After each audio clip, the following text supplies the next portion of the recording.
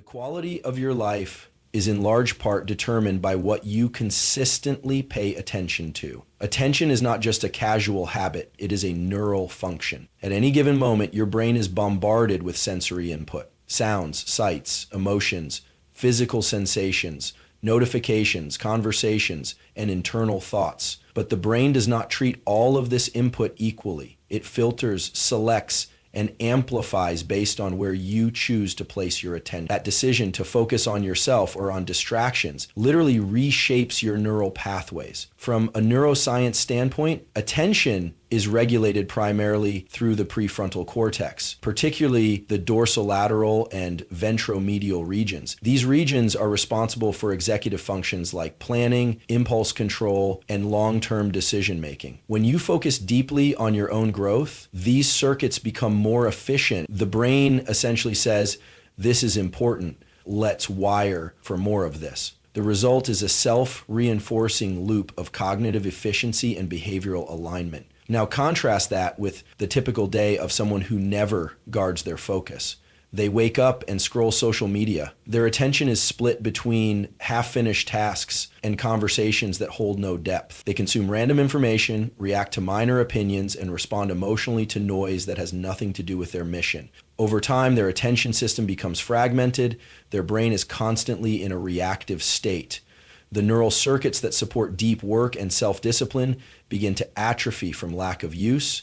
They are no longer designing their life, they are simply reacting to it. What most people don't realize is that attention is a limited, energy-consuming process. The more often you divide your focus, the more cognitive fatigue you accumulate. This leads to decision fatigue, poor self-control, anxiety, and eventually burnout. But when you focus on yourself, on your goals, your values, your habits, you enter what researchers refer to as a flow-conducive state. Your cognitive resources align toward a singular purpose, and your neurobiology rewards you for it. What you focus on also determines what becomes salient to the brain. Salience is the brain's way of tagging something as important. If you constantly focus on comparison, gossip, or approval, your brain becomes wired to seek those inputs again and again. But if you focus on self-discipline, physical health, learning, and emotional regulation, those behaviors become easier to access. Your identity then is not fixed, it is shaped through repetitive attention. This is also why silence is not just peaceful, it is powerful. In silence, you strip away the noise that competes for your neural bandwidth. Without the flood of sensory distractions, your brain naturally reorients toward your inner goals. It begins to strengthen the pathways that reflect your core direction. The absence of stimulation gives the brain room to deepen the very circuits that produce clarity, creativity, and emotional resilience. There's a phenomenon called neuroplasticity, which is the brain's ability to change its wiring based on experience. Every moment you consciously direct your focus inward to your routines, your standards, your growth, you are triggering this process. Neurons that fire together wire together.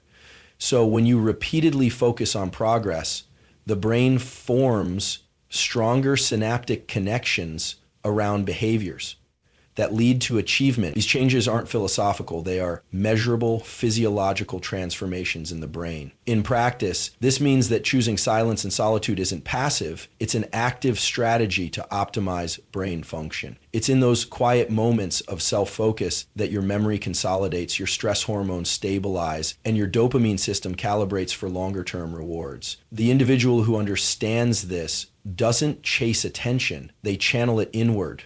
And as a result, their life begins to organize itself around what truly matters, not what merely distracts. Dopamine is one of the most misunderstood chemicals in the human brain. Most people assume it's about pleasure, but in truth, dopamine is about motivation, drive, and the anticipation of reward. It's the neurochemical that keeps you pursuing a goal, striving toward the next level, and showing up day after day with energy and direction. But the source of that dopamine matters more than most people realize. The difference between external dopamine and internally generated dopamine can determine whether your brain is wired for distraction or long-term progress. When you seek validation from others, likes on a post, attention in a conversation, or constant acknowledgement from peers, You're activating the brain's reward system in short, sharp bursts. This system involves the mesolimbic pathway, particularly the nucleus accumbens, which lights up when something novel, exciting, or socially validating occurs. But this kind of dopamine hit is fleeting. It feels good for a moment, then quickly fades, and the brain craves more.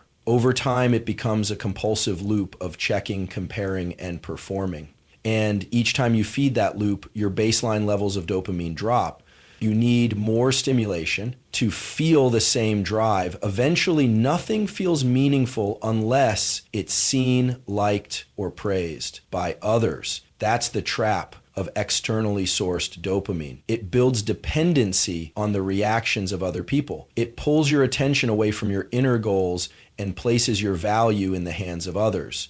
In contrast, internally generated dopamine, the kind that comes from silent effort, from pushing through resistance, from doing the right thing when no one is watching, is far more sustainable and far more powerful for building long-term success. When you quietly wake up early to train your body or develop your mind, when you stick to your plan even though no one will clap for it, your brain registers that action as aligned with your purpose. This activates a different set of circuits, the mesocortical pathway, which connects the ventral tegmental area to the prefrontal cortex. These are the pathways associated with long-term thinking, delayed gratification, and personal growth. Every time you take a disciplined action in silence, you're reinforcing these circuits. You're training your brain to value process over praise. That is the true essence of self-driven progress. The science behind it is clear. Dopamine that is internally generated through effort builds resilience. When you reward yourself mentally for staying consistent, for finishing a workout, for sticking to a difficult task, your brain learns to associate effort with satisfaction. This is what behavioral scientists call reward prediction error, when the brain starts expecting a reward not from outcome, but from action itself. That means your effort becomes the reward. And when effort becomes the reward, you can outlast anyone who's only motivated by applause. Silence plays a critical role in this process. When you remove yourself from noise, from constant updates, from notifications, from reactive conversations, you give your dopamine system a chance to reset. Most people are overstimulated. Their dopamine system is constantly chasing novelty, which actually lowers baseline motivation over time. But when you practice stillness and focused solitude, your brain begins to normalize again. It becomes more sensitive to subtle rewards, like the satisfaction of finishing a chapter, completing a set, or holding a commitment. This is why the most driven individuals often operate quietly. They understand that silence shields their momentum. It gives them space to build without interference. It allows their brain to shift from chasing external outcomes to generating internal momentum. And that shift is the foundation for deep, lasting transformation. It is also the reason why sustainable success often appears invisible at first. It's built in the hours no one sees, fueled by dopamine no one gives you, generated by discipline no one applauds, cultivated in silence no one interrupts, and strengthened by focus no one can take away from you because it comes from within. The environment you place yourself in is not neutral. It is either constructing the architecture of your brain to support your highest potential, or it's subtly eroding your focus, energy, and discipline. Most people underestimate how profoundly their surroundings influence the way their nervous system functions. But from a neuroscientific perspective, your environment is one of the most powerful sculptors of your attention, behavior, and identity. Every external cue you're exposed to, every face, every voice, every sound, every notification sends a signal to your brain. These signals either align with your goals or they compete against them. Over time, they condition your internal state. The brain operates based on patterns. What you repeatedly expose it to becomes what it expects. So if your environment is filled with noise, comparison, distraction, and emotional volatility, your brain begins to adapt to that. The amygdala becomes hyper-responsive. The prefrontal cortex, responsible for logic, decision-making, and willpower, begins to burn out under constant demands for attention shifting. There is a principle in neuroscience called experience, degreement, degrowth, and plasticity. This means that the brain changes in response to the inputs it receives most consistently. If your daily inputs are chaotic, disorganized, or superficial, your brain becomes optimized for chaos, distraction, and surface level thinking. But if your environment promotes silence, focus, minimalism, and depth, your brain begins to reinforce neural pathways that support those behaviors. You literally begin to wire your mind for clarity and endurance simply by choosing where you spend your time and who you allow into your cognitive space. Even subtle environmental factors, like the presence of your phone, open tabs on your screen, clutter in your room, or background conversations, can create micro disruptions in your focus. Each of those moments forces your brain to reallocate attention, burning valuable glucose and reducing your ability to stay locked in on your goals. That's why high performers often curate their environment with intense precision. They know it's not about being overly rigid, it's about protecting the bandwidth of the brain. When you focus on yourself and stay silent, you're not just avoiding noise for the sake of peace, you're giving your neural circuits the space to integrate. Silence is not a passive state. It is an active optimization tool for the brain. In silence, the default mode network of the brain becomes active. This is the network involved in self-reflection, memory consolidation, and future planning. It's only accessible when you're not overloaded with external stimulation. That means your best ideas, your most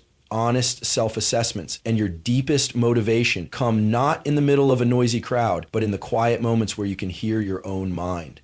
The people you surround yourself with are also part of your environment, and their impact is just as significant.